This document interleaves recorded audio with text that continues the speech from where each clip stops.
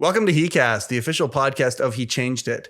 My name is Mike Chisholm. As always, I am your host for this broadcast. As always, I'm excited to be here talking to guys, talking to people about their stories, what has led them to where they are, lessons they've learned, and just how to be a better human, how to be a better man, and some of the things, the clues that are left along the way. That's what this show discusses. I'm super stoked today for our guest. But before we get to that, if you haven't downloaded HeChangedIt yet, what the heck are you waiting for? Please jump in to either of the app stores and download HeChangedIt for your device. There's a lot of very cool things in the app already, and you ain't seen nothing yet. Boy, oh boy, when this thing gets funded and the attention that it needs and all of the roadmap gets applied to this thing, man, we're hoping to change the world. We're hoping to change the world with this thing. And so you can download it right now for free. Check it on out. If you haven't shared or if you haven't subscribed to the podcast, please do. That's what our metrics, I don't know what it is. The overlords, the HeChangedIt overlords say to me, hey, we like subscriptions. When people subscribe, that's one of the metrics that people pay attention to. So if you haven't subscribed yet, please subscribe, share the podcast. If you like what we're talking about, we have great conversations in this show, and today is going to be no exception whatsoever. It's a laydown. It's a lock. We have a guy by the name of Kyle Blanleil here. Now I'm going to set the table a little bit.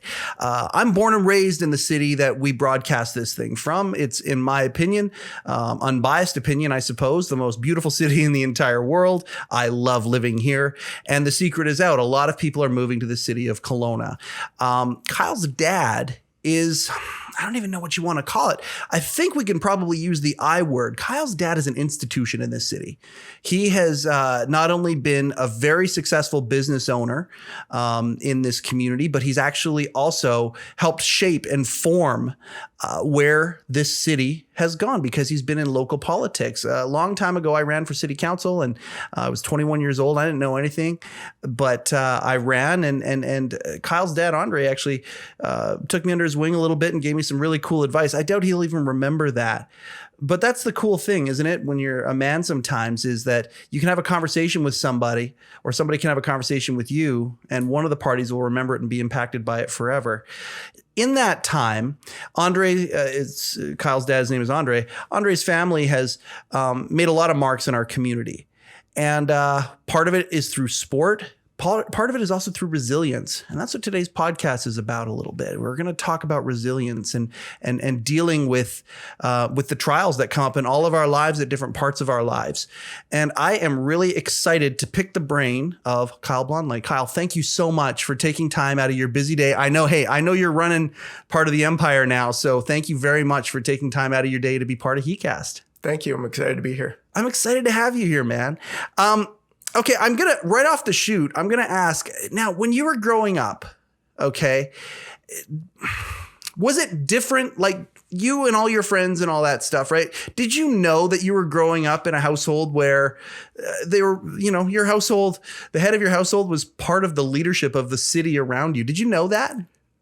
Not at first. Actually, it's funny. Kelowna has Prospera Place now. Yeah. My dad was very influential in getting that to happen. So that's the big hockey arena downtown with concerts and all that sort of stuff. And it was sorely missing for a long time. Your dad helped make that happen in this city. Absolutely. But before it got built, one failed. And we actually stopped getting the newspaper because he was on the front page of the newspaper so often that we had to stop getting it and stop reading the news for a little bit. And that was sort of when I went, okay, there's some influence happening here. And politicians really, at the end of the day, they're the ones who have, we're living in this culture now with social media and everybody's calling everybody out and cancel culture and all that BS. But back in the day, politicians were the ones that really took things on the chin. And your dad, who is a very strong leader, he will stand up for his convictions and he'll do it in a big way. He is the definition of a leader to me. I look at him and right or wrong, popular or not, he stands up for what he believes in. But yeah, you can make a lot of enemies doing that or become very unpopular doing that. And did that develop a thicker skin for you growing up? A little bit. I still admire his thick skin. He was on city council because he wanted to be. He wanted to shape the community, shape Kelowna and its future. He has his businesses, and that's what he spends the majority of his time on. He didn't need to do that financially. He did that because he cares and because he believed in what he was. The path forward for Kelowna was the right one, and he wanted to fight for that. And it's remarkable, that he was able to do that. And along came some bumps and bruises, but we still have a picture of us standing with our shovels in the ground at Prospera Place. No kidding. How old would you have been at that point? You're not very old, in your early teens, maybe? No, not even younger than that. Yeah. I think I was probably 9 or 10. That's unbelievable. Yeah. And now we got a BC junior hockey team there, won the Centennial Cup. I mean, I've seen countless concerts and things like that there. And that was something that we as a city always wanted, to kind of take things to the next level, to kind of be recognized. And your dad was a major spearheader of that. That's very, very cool. That being said, did he cast a shadow?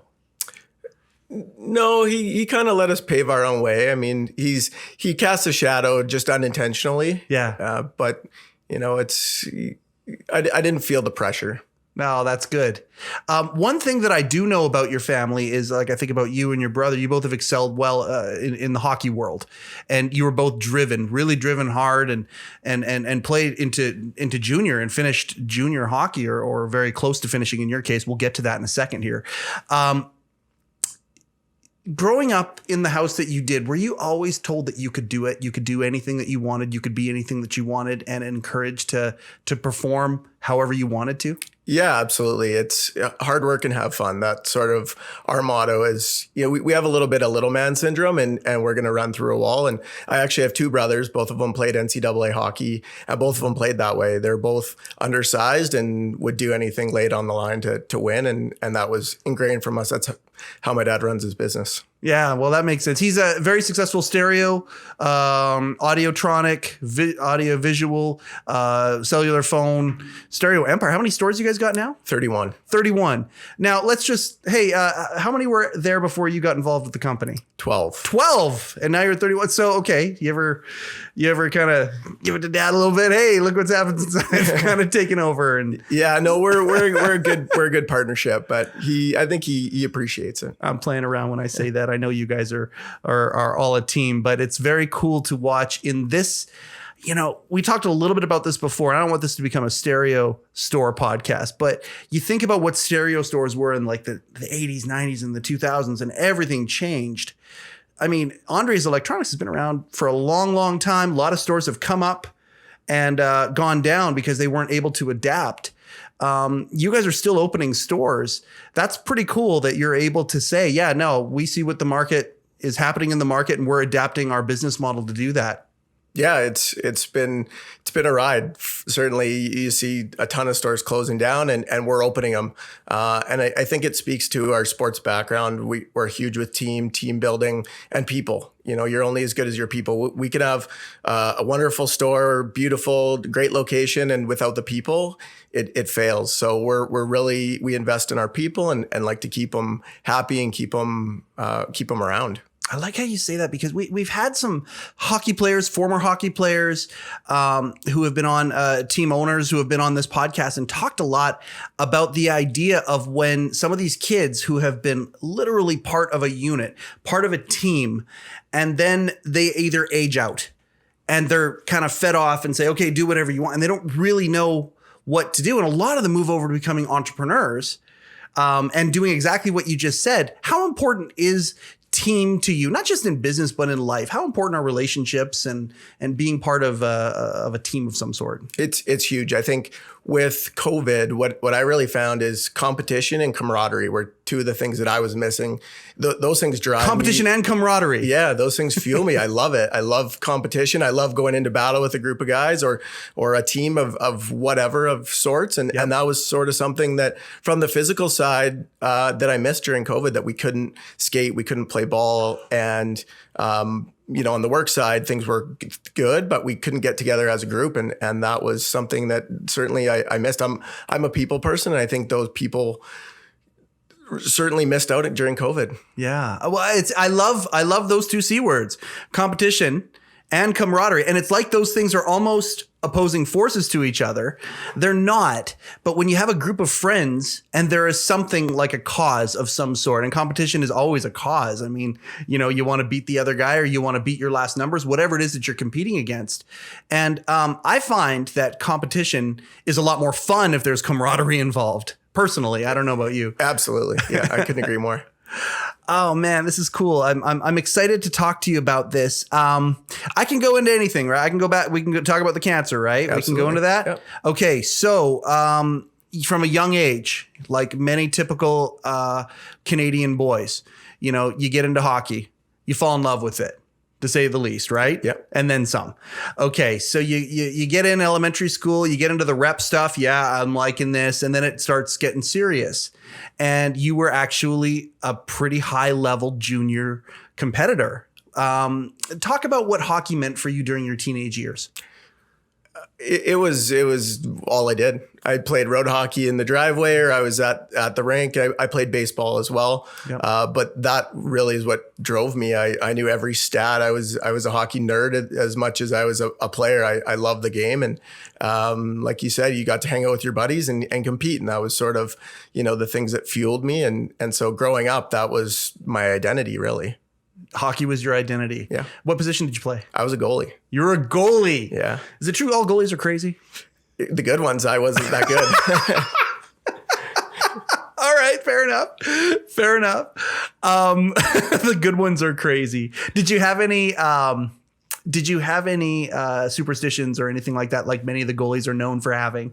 Did you have a routine at the beginning of the game? I had routines. I wouldn't say superstitions, but I had routines. Yeah? Yeah. And if those routines got disrupted, did it disrupt you? Were you that far gone? No, I wasn't that far gone. Okay. No. I've seen that with goalies, even that I know like that still play beer league right now. I've seen goalies are a different breed. Goalies are weird. Goalies are weird. Okay, so you're playing locally. And how long did you play locally for? I played it right up to midget AAA. To midget AAA, and then what happened? I went away to play junior hockey in Campbell River. Okay. And Campbell River, what was the name of the team there? It's Campbell River Storm. Yeah. So this was junior B. It was before major midget had developed. So junior B was really competitive back then. Absolutely. And yeah, so I was there for 1 year, had a great year. I was goalie of the year, started the All-Star game. It was a lot of fun. And we won our league, and we actually lost in the provincial finals. And so you made it far, you're performing. Is that when the health stuff started? Yeah, just after that summer, started to get some back pain, started to see some doctors, and they kept saying, you know, it's soft tissue damage, nothing's really going on. And yeah, you're an athlete, right? yeah, I'm like, but I knew something was going on. I was saying, I'm like, no, it's not soft tissue. Like, you know, being an athlete, you hurt yourself. You know your body and you can feel. So continued, went back to Campbell River and had some junior A opportunities and ended up going back to Campbell River. And throughout that, I was in a ton of pain. So I would wake up in the morning, I would have a hot shower, I would put heat packs on my back just to practice. Yeah. And so finally I said to the team, I need to go home and figure out what's going on because I'm not getting any answers. So I came home and we went to the hospital, tried to get an MRI. Yeah. And they we wanted a sheet signed so that we could pay for one. And the doctor said, no, I'm not signing the sheet. You've been to the specialist. There's nothing here. And my mom, actually, who's 5'4", the sweetest lady, would never get mad at anyone, took this doctor and said, no, we're paying for this. We're not going to back up the system. You need to sign this. So long story short, they signed it.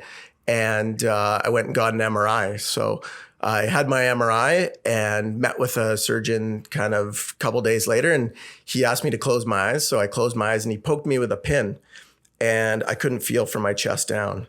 So I had a tumor wrapped right around my spinal cord. Oh my God. Okay. Before we get to the tumor and what you did next and all of that, and obviously, by the way, everybody, this is a happy ending of a story. I mean, we're sitting here talking about it today, right? Yeah, he's not playing for the Canucks right now, but it's a happy ending of a story. Okay, so we're going to get to that. But I want to, something that you mentioned earlier, which I think is, I think it's worth mentioning. I've had family members who have also been mortally ill. I've had family members who've been in the hospital, ones who are very, very close to me, like my wife is one of them. And during that process, I never learned about what an advocate was before then. But you think about your mom there, you know, and sometimes, and I'm not one of those people that says, hey, let's ignore what doctors say and things like that. But I mean, you knew your body at that time. For your age, you're an elite athlete. You know your body. You know this is something different, right? And I mean, and then your mom is just, you know, giving it to the doctor. No. You know, the advocate. How important is being an advocate in the medical system in this day and age? I wouldn't be here without it. That's further on in the story. There's more that we had to fight with doctors to get things to happen. Yeah, and I was kind of alluding to that a little bit. Maybe we'll get to that. What went through your mind when you had your eyes closed and he poked you, did those tests, and at the end of that, he tells you, what went through your mind when you found out you had a tumor wrapped around your spine? I just wanted to get back to playing. Honestly, I didn't really register it. Like, my mom actually came in. She's like, "How do you feel?" And I said, "Well, I'm happy." And she's like, "What do you mean you're happy?" And I said, "Well, they figured it out. They figured out what's wrong," because it was so long of me saying something's going on, and they're saying, "No, everything's fine." And I'm saying, "No, something's going on." So, you know, for me, it was relief initially. Okay, so the idea that people telling you it's all in your head, or it was just one of these things, that frustrated you a lot, and finding out at least that there is something, this is justified, that alone took the weight off your shoulders in that instance. Isn't that funny how that works? We just need to be justified sometimes. That's interesting. You're what, 18 years old at this point? 19. 19 at this point. Yeah, just turned 19. Wow. So, okay. You've got this tumor. You are potentially a little bit naive because you're relieved. But at the end of the day, at a certain point, the bottom drops out and you realize, oh my shit, this is serious. Like, oh my God. How long did that take? And what was the time frame until action started? I was completely naive. I was 19 years old. I was a hockey player. I was invincible. Really, none of this sunk in until, you know, I had kids a couple of years ago. So wasn't that interesting? Okay. Yeah. And so we met with the doctor. 2 days later, I had surgery here in Kelowna, and the surgeon told me, so the surgery was 5 hours long. Yep. After the surgery, doctor said, "Hey, we got 40% of it. It was non-cancerous, and the rest should die off because it doesn't have the blood supply to live." So I called my coach. I said, "Hey, I'm going to be back. Save my spot." Major back surgery. Calling up the coach. Come on, man. Yeah, I'll be back. I'll be back. So a couple weeks later, we got a phone call from BC Cancer Clinic, and we said, "Oh, that's weird. This wasn't cancer." So we had, maybe they just don't have rooms at the hospital, we thought. So we went there and met with them. And at that point, met with an oncologist, my parents and I, and she said to me, they only got 5% of the tumor. It's cancerous, and there's not a surgeon on the planet that'll do the surgery that you need to survive. Holy fuck. And this is 2 weeks after that. Okay. Not so naive at that point. That got your attention, I assume. Yeah, that was eye-opening. It was eye-opening. And my parents asked about what about other places around the world? There's medicine everywhere. You know, what about going to the US or anywhere for surgery? And the oncologist said, "Save your money to make your house wheelchair accessible because Kyle has 1 year to walk and 5 years to live." Oh my God. Okay. So this oncologist, and I mean, we're not trying to throw anybody under any buses here. But at the end of the day, that is not your existence right now. You are opening stores and running a pretty significant business. You've got family, and you're how old now? 35. 35. Okay.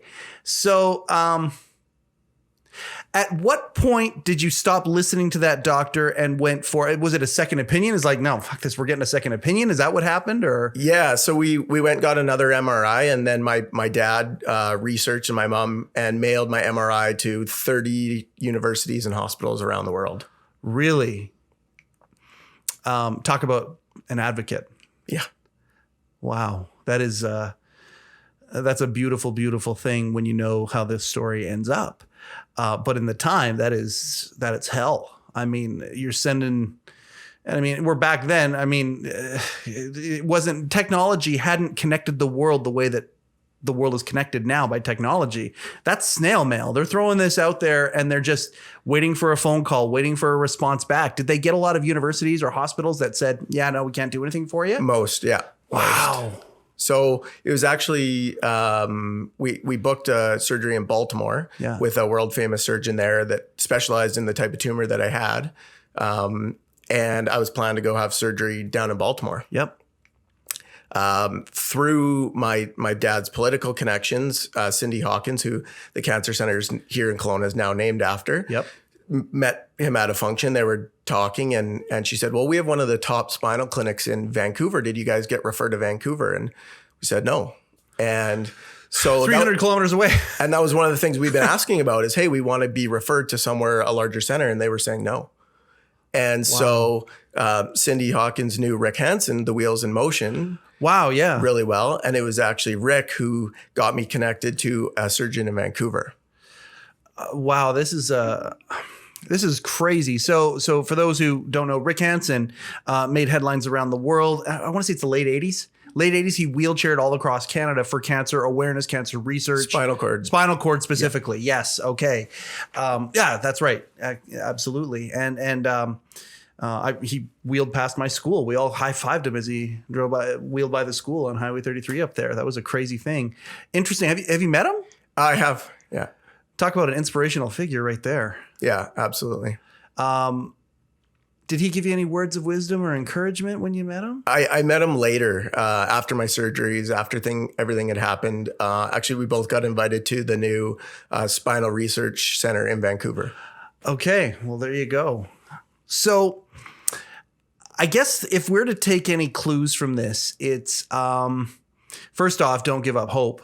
I guess that's probably the first one, right? Like, I mean, so many times a doctor says something to us and immediately we're going to, listen to that and kind of submit to that, I guess, and submit to whatever that person says. Your parents refused to submit. When that was happening, do you remember what was going through your mind? Were you kind of like, oh, this is an argument. The one doctor saying one thing, my parents are saying another, without anything other than maybe some faith and love for you and whatnot. Do you remember what was going through your mind during that time? I really don't.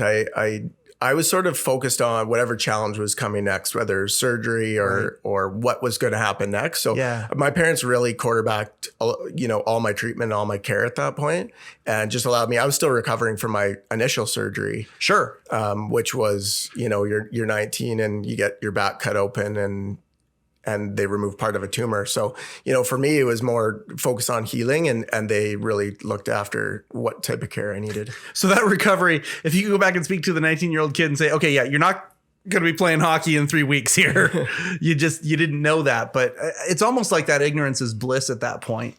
Honestly, it was a good thing. I think it was a good thing to be that naive or just, nothing bad's going to happen. I'm going to get out of this. And, I refer back to sports and I think my mental headset, my focus, and what's the next challenge? Yeah. What's the next challenge? What's the next challenge?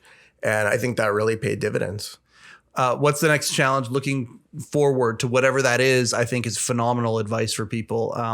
My life standard that I try and live by is I don't focus on the problem. I try and focus on the solution. And the faster I can move into solution mode, and that's where my focal point is, to me, that's moving forward rather than just staying there. Easier said than done. Let's go to your parents' point of view. I mean, in your mind, are those two just rocks of strength, or did you see them at times where they were really filled with fear, filled with emotion as well? Did you see both sides of it? Yeah, I think they probably went through the gamut of emotions, anger, sadness, and, again, that just mentality, my dad, of moving it forward, trying to figure out what's the solution? What do we need to do? Did you see any of it though? Did you ever see them go through those emotions? Or in your mind, when you remember them, are they just what you just said? Yeah, like I said, I think I was focused on myself and trying to heal and just trying to go through the process. Yeah, I feel you. Wow. Okay. So you get connected to Vancouver And you were going to go to Baltimore. That gets scratched because Vancouver kind of comes to the same conclusion? Or Well, at this point, we still had Baltimore booked. And so we were flying into this meeting sort of thinking that the surgeon would say it's a bit over his head and maybe the government would pay for it. Because at this point, we were paying for the surgery in Baltimore. It was 12-hour surgery, 7 days in the hospital, and it was $250,000 US. Yeah. And to Canadians, there's some major sticker shock when it comes to that, because I mean we're used to having our healthcare paid for the most part, most of it paid for. So that's a huge thing. Obviously, if you have a child, it's your child. I mean, you don't even we'll figure it out, right? But that being said, if you guys could figure out a way to get it in Canada, that would be advantageous for everybody. Yeah. So we went into this meeting and surgeon was amazing. He was so confident. Yeah, I can do this. Here's how I'm going to do it. Yeah. And we left and I remember we went to Blends right below VGH and sat there and my parents said, it's up to you. We'll pay for the surgery if you want to go to Baltimore or you can have it here. And right away I said, well, I want to have it here because if anything goes wrong, we're 4 hours from Vancouver and Baltimore's a long way away. So instantly, and I really liked the surgeon, got a good vibe from him and he seemed really confident. And so it was Vancouver all the way at that point. It's funny, you were naive. And suddenly this massive decision is given to you. And I love the way that you just described making the decision. You were so practical.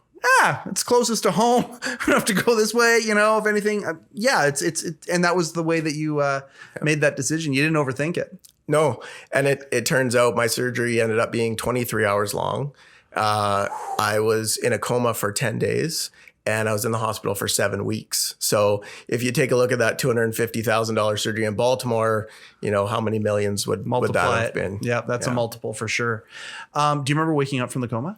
No, it sort of all blended because I was still heavily medicated for quite a while. Yeah, absolutely. Yeah. What's the first thing you remember after the surgery? I remember being in my hospital bed and the Rockets were in the Memorial Cup. And hockey. Yeah, my brothers and my dad were in the room and we were watching the Rockets in the Memorial Cup. And we were the host city that year. No. That was when they were out back east. Yeah. That was the first year we made the Memorial Cup. And then when we hosted it, we won the thing. Yeah, I was there. I'm sure you were. I'm glad to hear that. And I mean, like you were there for that because this all turned out well. And again, this isn't a story that's sad. It's a story of resilience. Go ahead. Yeah, let me take you through the surgery. So they opened me up.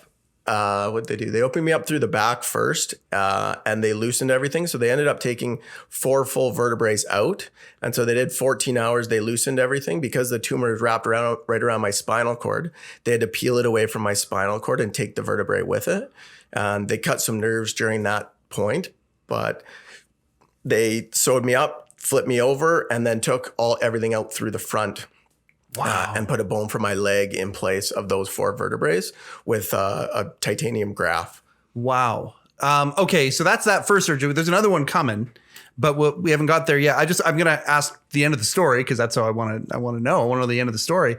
How's your back right now? Like you talk about playing ball, you're good right now. Are you, as far as you're concerned, are you 100%? I'm not 100%. I have some mobility limitations and I lost some strength in my hands, but I mean, from the most part, I'm active. I'm playing hockey. I'm playing baseball, and yeah, fantastic. Okay, so you're in Vancouver. How long from the first diagnosis to this point?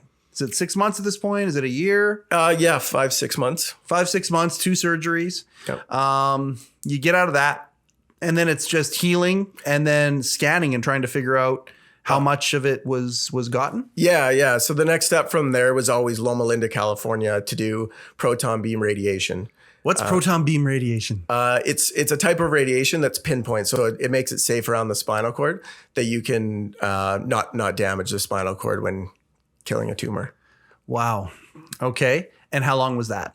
4 months down in California. 4 months. Did you have much of a life while you were doing that, or was it mostly in the hospital? I was only in the hospital an hour a day, but it was still a lot of recovery. I was still really weak, and so I was trying to build back my endurance, build back my strength when I was there.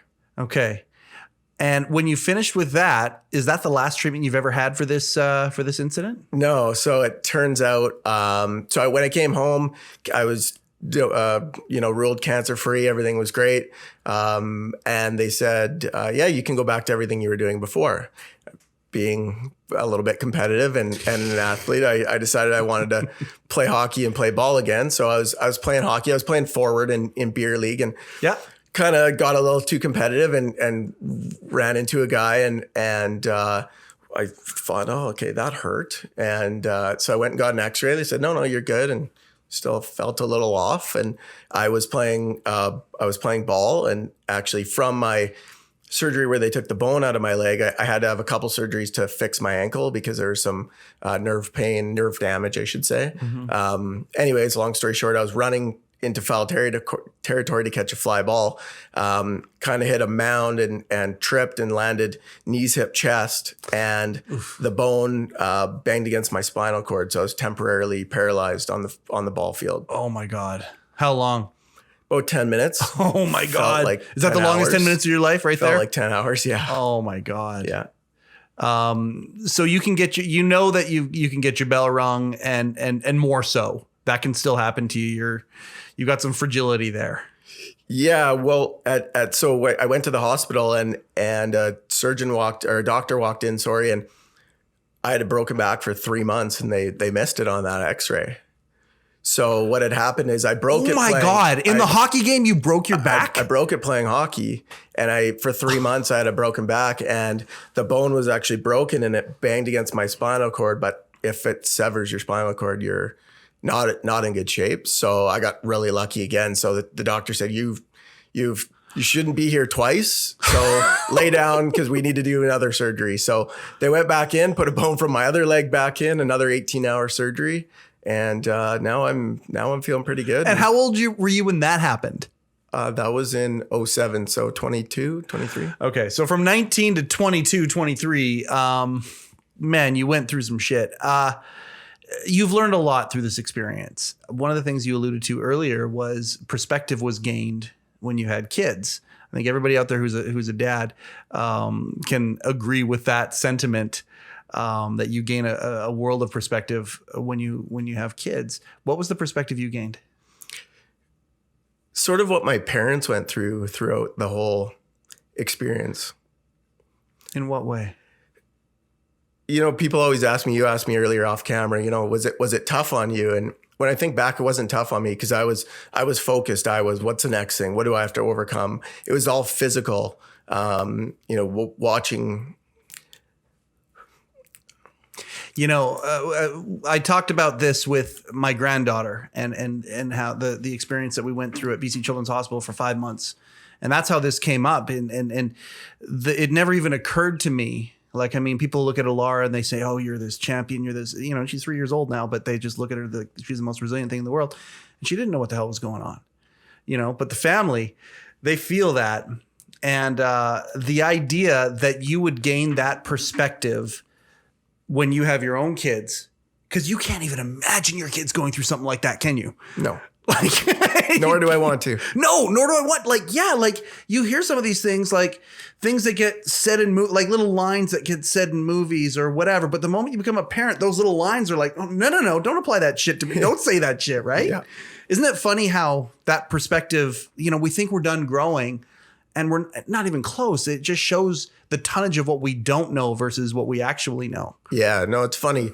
I went through all that shit in my 20s, and it's taken me to my 30s to kind of process it. Yeah.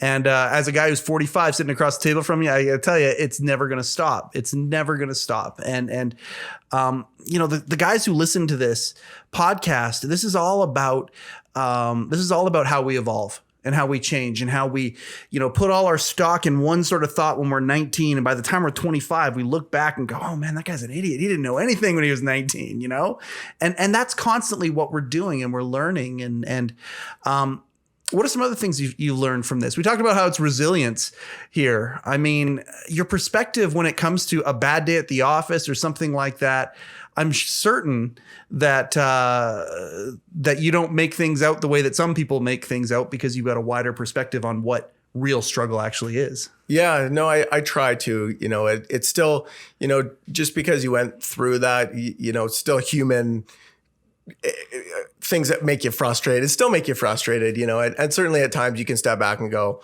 this is small stuff that you're worrying about. But, yeah, I think as you get older and you, like you said, you just learn, you grow. And one of the things that's really important to me is getting better. That's with business, with my teams that I run, it's always getting better. What are we doing to get better? And certainly I think that comes from sport.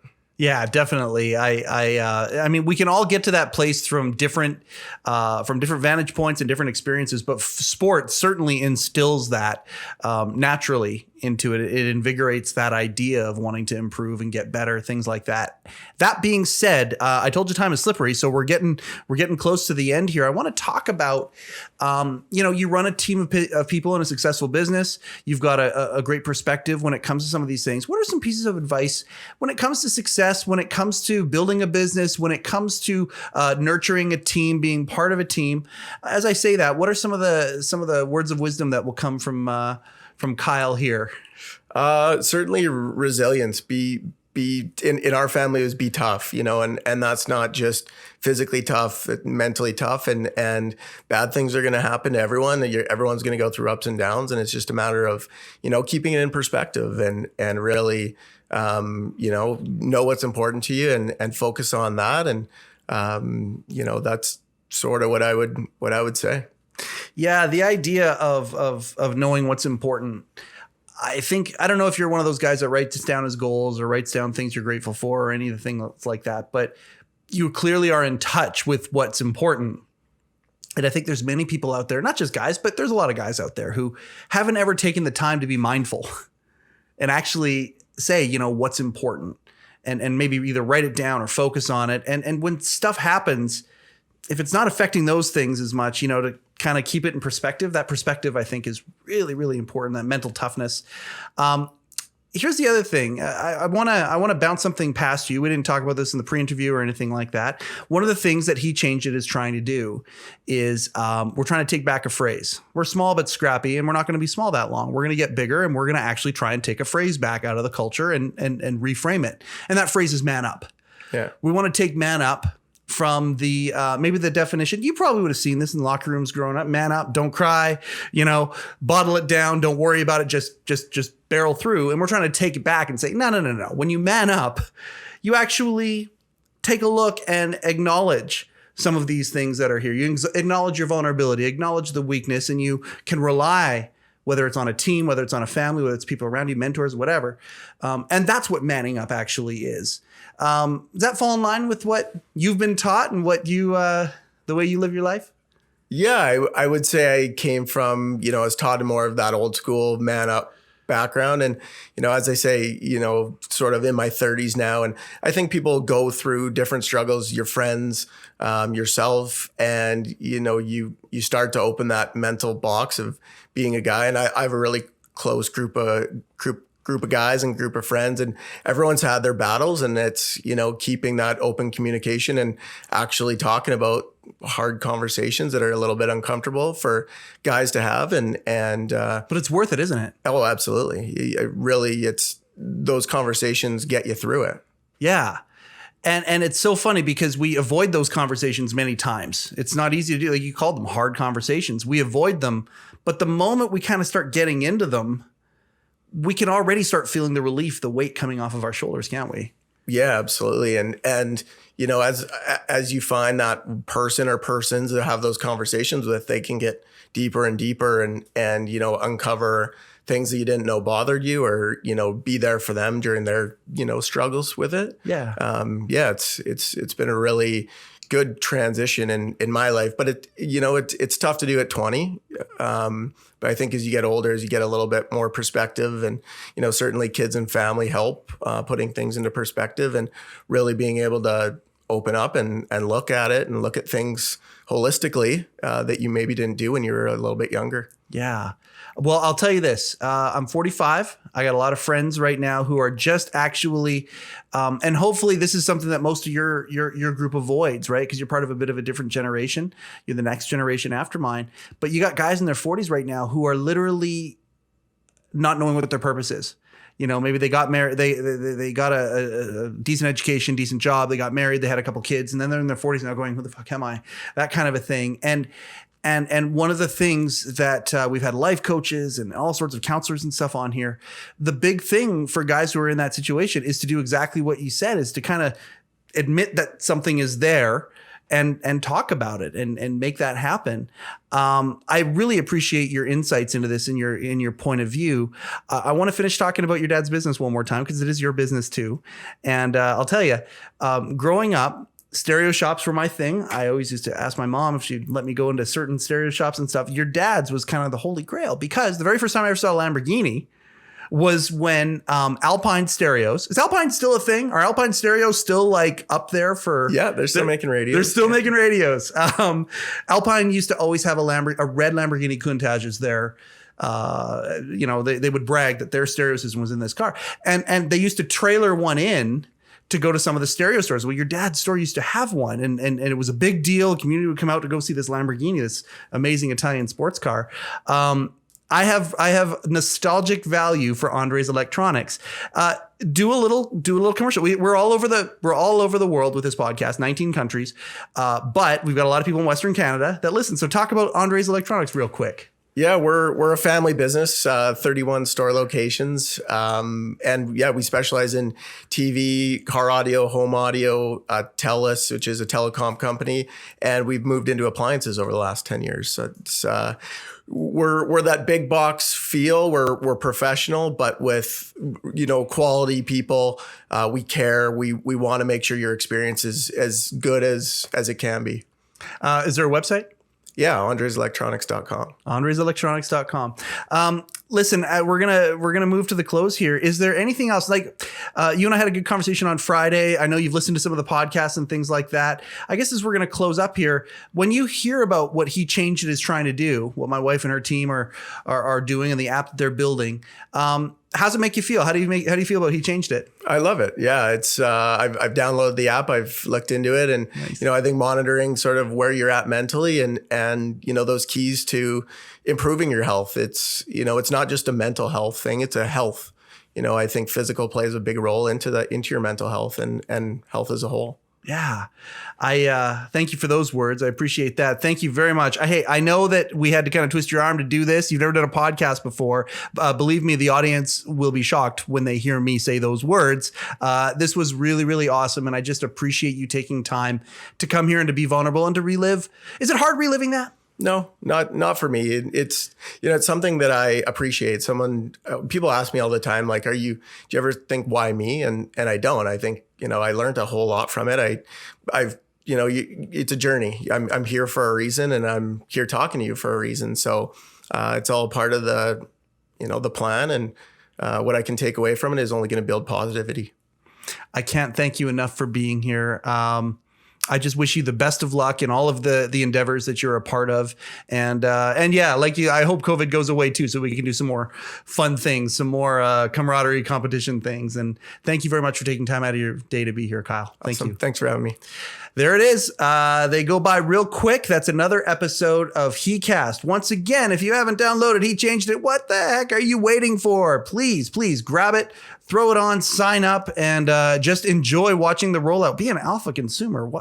Watch this thing that's going to turn into something really, really big and special. Watch it in its infancy. Watch what it turns into. Thank you very much for all of your attention. Thank you so much for the comments that we get, for people reaching out and just turning HeCast. Over this last year that we built this thing in a pandemic, we got almost 100 episodes out. Oh my goodness. And we are just getting started. You ain't seen nothing yet. My name is Mike Chisholm. I am the host of HeCast, the official podcast of HeChangedIt. Go change something.